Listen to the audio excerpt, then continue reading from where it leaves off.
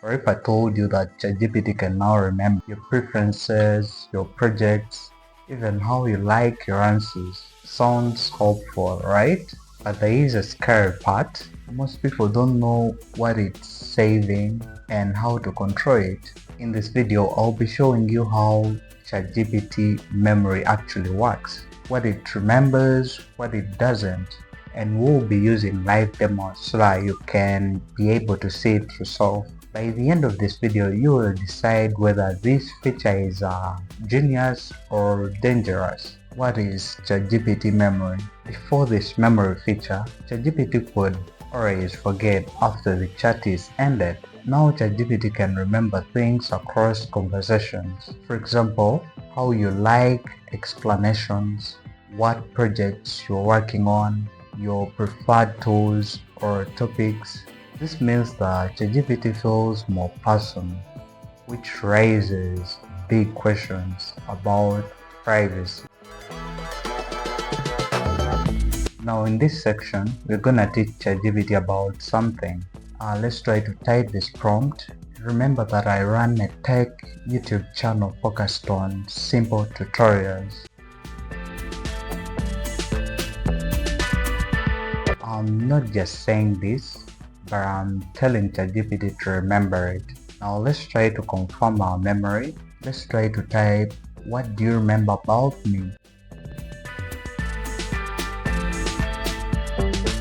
As you see, it is telling me that I run a tech YouTube channel, as you see, and many other things. That alone shows there is memory in action. Now in this case, let's use this prompt, create a video idea for my YouTube channel.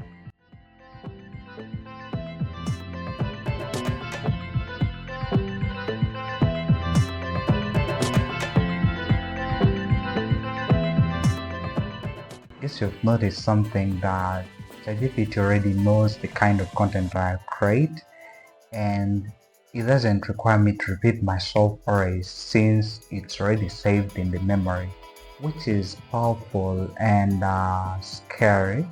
What ChatGPT Memory can say.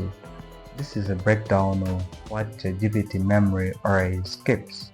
Your preferences could be short answers, step by step, or even tone, long-term projects. Repeated topics that you talk about, work style, could be a creator, student, or business. It is important to note that it doesn't remember important information, for instance, your password or private chats. What ChatGPT does not remember. Now let's clear the big misunderstanding. ChatGPT doesn't automatically remember one-time questions, random chats, sensitive personal data. Memory is sensitive, not a recording of your entire life. This is the most important part of this video. Now as you see, under the settings, we'll have to view saved memories. We can toggle the memory on or off. We can delete individual memories, clear all memory.